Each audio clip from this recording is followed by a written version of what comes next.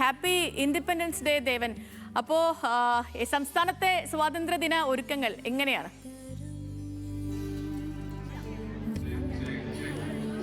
Sethu, good morning. സ്വാതന്ത്ര്യദിനാശംസകൾ. സംസ്ഥാനത്തും രാജ്യം അതിൻ്റെ 80ാം സ്വാതന്ത്ര്യദിനാഘോഷ ചടങ്ങുകളിലേക്ക് കിടക്കുമ്പോൾ സംസ്ഥാനത്തും വിപുലമായ ആഘോഷ പരിപാടികൾ തന്നെയാണ് ഒരുക്കിയിരിക്കുന്നത്.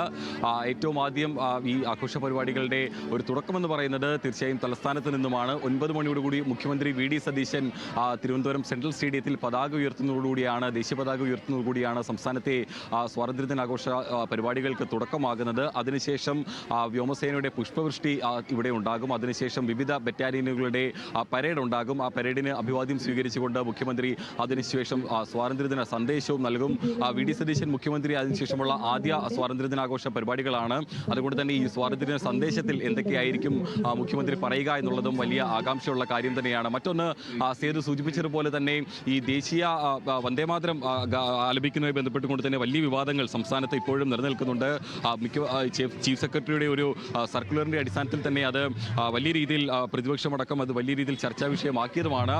ഏതായാലും കഴിഞ്ഞ ദിവസം വാർത്താ സമ്മേളനത്തിനിടെ മുഖ്യമന്ത്രി ഈ കാര്യം മാധ്യമപ്രവർത്തകർ ചോദിച്ചപ്പോൾ പറഞ്ഞിരുന്നത് അത് കാത്തിരുന്ന് കണ്ടോളൂ എന്ന് തന്നെയായിരുന്നു. അതുകൊണ്ട് തന്നെയും ഈ സ്വാതന്ത്ര്യദിനാഘോഷ പരിപാടികൾ നടക്കുന്ന സെൻട്രൽ സ്റ്റേഡിയത്തിൽ വന്ദേമാതരം ആലപിക്കുമോ എന്നുള്ളതാണ് ഒരു ആകാംക്ഷയെ നിലനിൽക്കുന്നത്.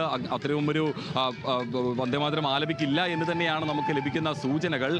ഏതായാലും ആഘോഷ പരിപാടികൾ വിപുലമായി തന്നെ നടത്താൻ തന്നെയാണ് സംസ്ഥാന സർക്കാരിൻ്റെ തീരുമാനം. മറ്റ് ജില്ലാ കേന്ദ്രങ്ങളിൽ അതാത് ജില്ലാ ചുമതലയുള്ള മന്ത്രിമാരായിരിക്കും അവിടെ ദേശീയ പതാക ഉയർത്തുന്നതും ഒപ്പം തന്നെ വിവിധ ബറ്റാലിയനുകളുടെ അഭിവാദ്യങ്ങൾ സ്വീകരിക്കുകയും ചെയ്തിരിക്കുന്നത്. മറ്റൊന്ന്, തിരുവനന്തപുരത്ത് സെൻട്രൽ സ്റ്റേഡിയത്തിൽ മാത്രമല്ല വിവിധ രാഷ്ട്രീയ പാർട്ടികളുടെ ഒപ്പം തന്നെ തദ്ദേശ സ്വയംഭരണ സ്ഥാപനങ്ങളും ഇത്തരത്തിൽ സ്വാതന്ത്ര്യദിനാഘോഷ പരിപാടികൾ നടക്കുന്നുണ്ട്. രാവിലെ 8 തന്നെ ബി.ജെ.പിയുടെ ആസ്ഥാന ആയ മാരാർജി ഭവനിൽ ദേശീയ പതാക ഉയർത്തും. അവിടെ എം.എൽ.എ. രാജീവ് ചന്ദ്രശേഖറും ബി.ജെ.പിയുടെ സംസ്ഥാന അധ്യക്ഷൻ കൂടിയായിട്ടുള്ള രാജീവ് ചന്ദ്രശേഖർ ആയിരിക്കും അവിടെ പതാക ഉയർത്തുക.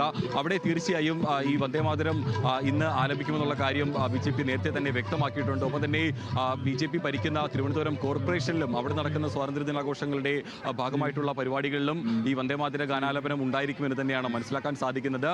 ഏതായാലും തിരുവനന്തപുരത്തെ ആഘോഷ പരിപാടികൾക്കെല്ലാം തന്നെ തുടക്കമാകും. ഇപ്പോൾ നമുക്ക് ഈ മറ്റ് കാര്യങ്ങൾ പരിശോധിക്കുകയാണെന്നുണ്ടെങ്കിൽ നമുക്ക് ദൃശ്യങ്ങളിൽ കാണുന്നത് പോലെ തന്നെ ഈ സെൻട്രൽ സ്റ്റേഡിയത്തിലേക്ക് ഇപ്പോൾ രാവിലെ മുതൽ തന്നെ സ്കൂൾ കുട്ടികളെല്ലാം തന്നെ എത്തിയിട്ടുണ്ട്. ഈ വിവിധ ബറ്റാലിയനുകളുടെ പരേഡുകളും ഒപ്പം തന്നെ അതിനൊപ്പം തന്നെ ഈ വിദ്യാർത്ഥികൾ അവതരിപ്പിക്കുന്ന ദേശഭക്തി ഗാനാലാപനം അടക്കമുള്ള പരിപാടികളാണ് ഇന്നിവിടെ ഇപ്പോൾ ഈ സംഘടിപ്പിച്ചിരിക്കുന്നത്. അതിനുശേഷമായിരിക്കും ഈ പറയുന്നത് പോലെ തന്നെ മറ്റ് വിവിധ ബറ്റാലിയനുകളുടെ അടക്കമുള്ള പരിപാടികളും ഒപ്പം തന്നെ പോലീസിൻ്റെയും ഒപ്പം തന്നെ മറ്റ് സേനകളുടെയും അശ്വാഭ്യാസ സേനാ പ്രകടനങ്ങളടക്കം ഈ സെൻട്രൽ സ്റ്റേഡിയത്തിൽ ഇന്ന് ഒരുക്കിയിട്ടുമുള്ളത്. അതോടൊപ്പം തന്നെ ഇന്ന് CPM AKG സെൻറ്ററിൽ അവിടെ 8 മണിയോടുകൂടി തന്നെ CPM സംസ്ഥാന സെക്രട്ടറി M.E. ഗോവിന്ദൻ പതാക ഉയർത്തുമെന്ന് അറിയിച്ചിട്ടുണ്ട്. CPIയുടെ ആസ്ഥാനത്ത് ബിനോയ് വിശ്വം പതാക ഉയർത്തും. ഒപ്പം തന്നെ KPCC ആസ്ഥാനത്ത് 9 കൂടി തന്നെ മന്ത്രി രമേശ് ചെന്നിത്തല ആയിരിക്കും പതാക ഉയർത്തുക. അങ്ങനെ